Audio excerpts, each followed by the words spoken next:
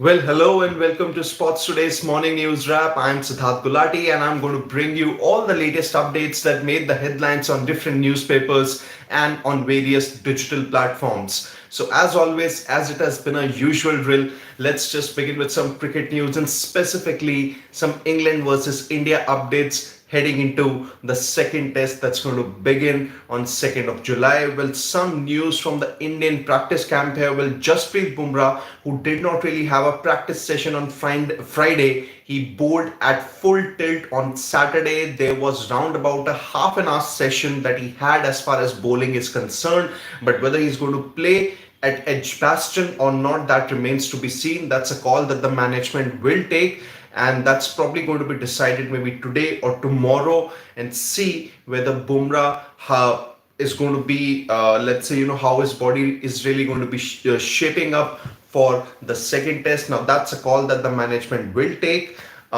We can probably get to know about it tomorrow, or it could really be on Tuesday. And for that matter, we talk about the Indian cricket team. Well, sometimes they're not really clear as to clear with the media persons about their plans. So we can probably get to know on the day of the match too. Uh, a quick comment, Shari Hola, good morning. Is Kuldeep playing in the second test? Nothing confirmed at all.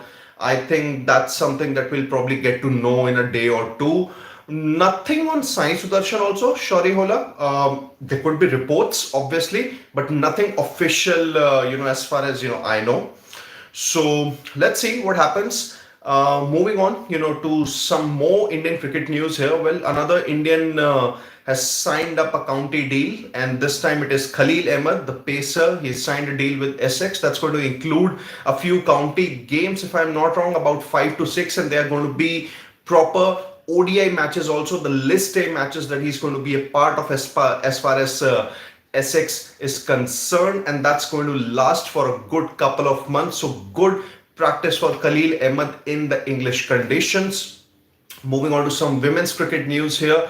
Well, India have gotten off to a great start on their tour of England. They defeated England by a massive margin in the opening T20I here, more than 90 odd runs. Well, batting first, India scored about 210 odd, and that was courtesy Smriti Mandhana's century. Well, now she has a century across formats. Now she's completed that set and she's become the first Indian to do so. But in response, England did not really have any answers to India's bowling, and they were bundled out for about 110 odd, and the margin of the victory, which was obviously more than 90 odd, well, it turned out to be the worst loss for England women's cricket team in T20I cricket. Well, that's turned out to be a great win for India for that matter.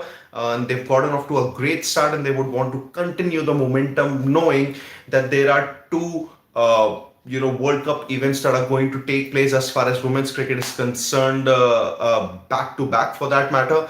There's going to be an ODI World Cup that will take place later this year, and then there's going to be a T20 World Cup that will take place next year, both men's and women's for that matter. Ishmeet Singh has a comment. Any updates on Asia Cup? Just a report, but more than likely it's going to take place in September. Could be held in UAE as a neutral venue, but these are all just reports, and I'm sure that you will find all these things in the next few days or so. Priyanshu is saying, don't you think Bumrah should play this match if we go 2-0 down? Yeah, absolutely. Bumrah should play this match, but you also have to, build towards the future, give chances to other players too, because, like you said, there's a chance of going 2-0 down, but there's also a chance of making it 1-1. So that's where I think India will have to take a call. They'll have to be bold with their decisions. If you ask me, if I'm the captain, I'm going to play Bumrah. But personally, or in fact, tactically, if I have to, utilize him for the remainder of the series and make sure that he's probably going to be ready for the third test and probably for the fifth or the fourth or the fifth test, I think that it makes sense to do it also, because you would back your bowlers to get the job done in the second test, and hope that Bumrah is fit and ready for the third test at Lord's. So I think that's where the mentality lies. So let's see how things really happen. There's one more comment I will take a little bit later. And also Novak Djokovic, some tennis news now that Novak Djokovic has said that Wimbledon is actually the best platform for him to win the 25th major. He hasn't really been able to win that elusive 25th Grand Slam title in the last 1 year or so, but this time around he wants to make sure that he goes the distance and gets the job done. So let's just see, what the newspapers really have to tell us this time around. Prasid is very keen to make amends for the Leeds failure, and Norris secured stunning pole for Australian GP, and obviously Australia defeated West Indies to win the opening test. That happens with newspapers. They usually publish these things a day later because newspapers, they go out for printing at about 11:30 or 12 in the night. Um, India have been clubbed alongside Pakistan in the men's junior hockey World Cup that's going to take place in Chennai and Madurai in November and December this year. Pretorius, he hit a ton on test debut, 1 day Pretorius, and South Africa, who was struggling at one stage, they scored 418 on day one against Zimbabwe. I think, yeah, that's pretty much about it. And India have regained gold in Asian snooker. Just adding one more comment before we. Oh, there are a few comments. Let's just take a couple of them.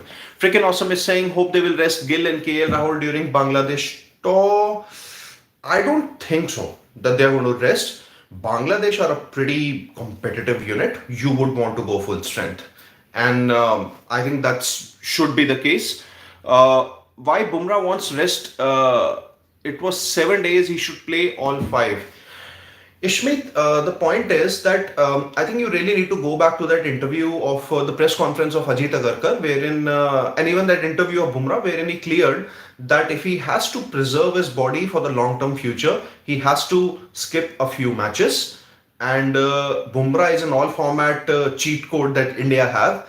And that's where I think his workload has to be managed, because if he suffers maybe one more stress fracture, then there's going to be a chance that he might miss a lot of matches there.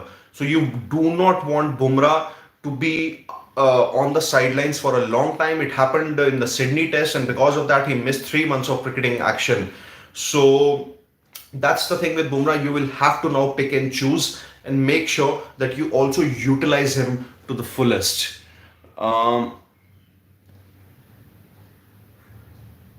Shori Hola, he is a useful bowler in red ball cricket. Let's go back to 2023, did well in county cricket.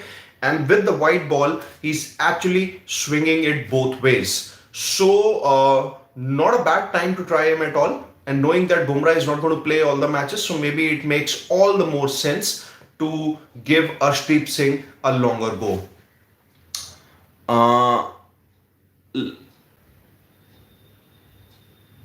Last comment I think I'll take. Freaking Awesome. In my view, Bumrah is a good move. Resting Bumrah is a good move. It's hard to pick wickets in Edgbaston even if Bumrah plays, but we need him at Lords to bowl out England cheaply in the first innings. Absolutely.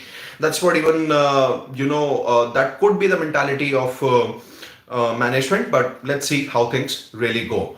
So stay tuned to Sports Today as we'll bring you all the latest updates and analysis from the sporting world.